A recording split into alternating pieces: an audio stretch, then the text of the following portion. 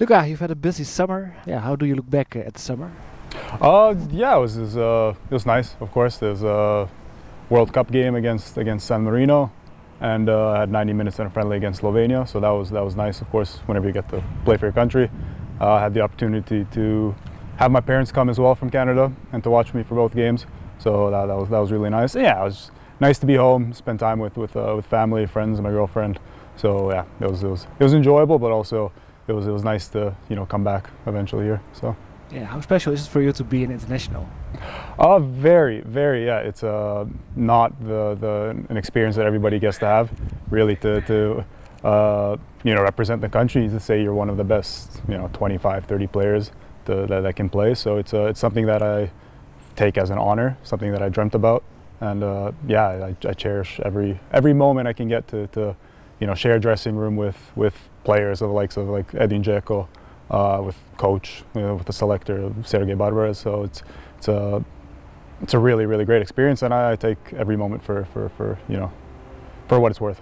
Who followed the club and my season last year. Of course, it was unfortunate with all the injuries, stuff you can't really control with the ankle and my play style. But yeah, it was nice to have the continued belief from both the national team and from the people here in the club. They brought me in. There were expectations. I think I proved my quality and my skills within the first season. And yeah, so my main goal for this season really is to really carry on, continue how I started last year, and yeah, just try and stay healthy as long as I can. Yep. Yeah, it was also your first year in the Netherlands. Yep. Yeah, how do you like life here? I like it. I like it. It's I think what everybody will say, it's a very warm and welcoming country. The weather is not the greatest for like everyday life, if you put it that way. It's summer is not too hot, winters aren't cold though, but it's ideal for football, and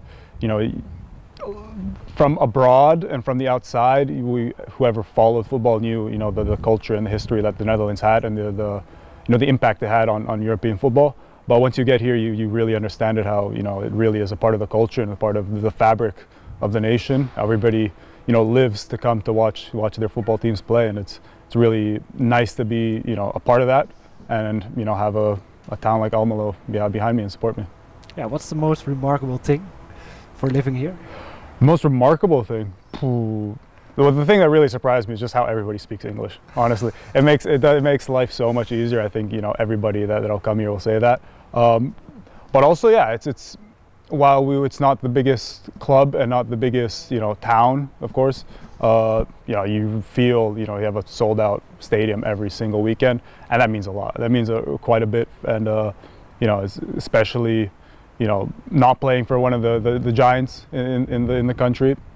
Yeah, it means even more when you can really support and bring pride and happiness to the fans of Almelo and Heracles. Yeah. How do you look back at the pre-season? Yeah, I didn't start the fastest. I think everybody was aware of that. I had some struggles, some personal issues as well, but I think I've overcome that with communication, and I'm thankful to the coaching staff, the people of the club that also kind of helped push me through this. Yeah, I think looking back, they've worked with me to kind of get my fitness up and freshness, just because I've had a long season last year, longer than I've gotten used to. I was as well with the national team, so I had a short break as well during the summer. So yeah, I think I'm the last 2 or 3 weeks I really started to find my form and feel better and better, and I think it's the right time now when the season starts. So of course I would have perhaps liked to have done better during the preseason, but at the same time, and it's behind me, right? And I've learned a lot from it, and yeah, I'm just focused on what's ahead of me now. You've got strong competition with Jis Hoornkamp. Yeah, do you push each other to be better? Of course. It's coming here last year, I was aware what kind of season he had in the year prior.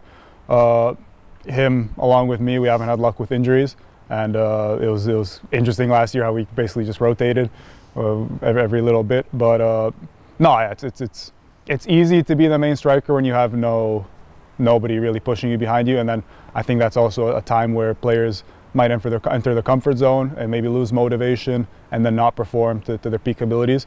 I think really it is important that not only in my position as a striker with Jis, but in so many positions across the pitch now, we have players that can really push each other, and I think, yes, it's on the match day and on the games, you know, you're playing against the opponent, but for us to really get better, it's every single day, you know, you can say the second team against the first team, that's where you improve. So it's very important that we have not only my position, but in a lot of positions, you know, real quality there.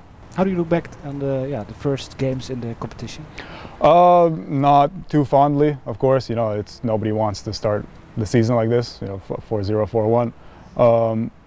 There's stuff I think we definitely learned after the Utrecht game, and if you look at the beginning of the game against NEC, it looked very promising. You know, I think we all have a belief in the coaching staff and what they see and what we're training makes sense, honestly, tactically, and it's unfortunate with the red card that we really couldn't just put our game plan into you know, full effect, because you saw in the first minute we had 2 good chances, and then after the first few minutes it was already 1-0.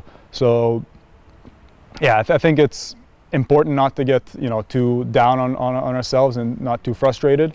We'll see what changes we make this week.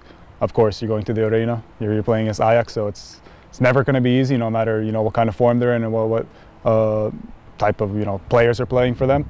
But yeah, we know our qualities. We've seen this during the preseason, and I think the first 2 games here and the results aren't really a realistic, you know, view of what we're capable of. What are the qualities?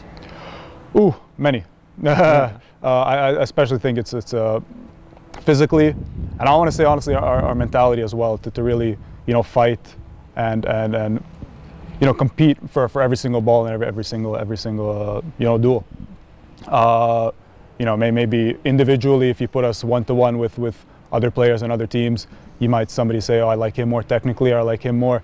But I think it's, at the end of the day, it's football, right? It's 11 men on the pitch. It's not one player. So we really have to focus on this. You know, sticking to our game plan, our qualities, being clinical in front of goal. You have Limbombe, who's been playing really well since the preseason has started. You have, okay, now just as a red card, but he's been a good striker. You have me as well. Mario, unfortunately injured. Yvandro's coming. We know his qualities. Aydin is coming. So I can name it off. I think whoever knows, these are all quality players, right? And each player has his own individual things that I think it's up to them and up to the coaching staff and us as a team to really try and pull the best out of each player. Yeah, a good mix. Yeah, exactly. Yeah, this Sunday, Ajax away. That's an opponent you must have good memories of. Yes and no. I mean, of course, it's my favorite game because I scored 2 goals. But obviously, I hate that we lost that game as well, because at the end of the day, that's the most important thing. And yeah, I probably have a good memory because that was almost a year ago. So a lot has happened since then. You know, what I'm thinking about more is our last game in Amsterdam against them that left, you know, a bad taste in everybody's mouth.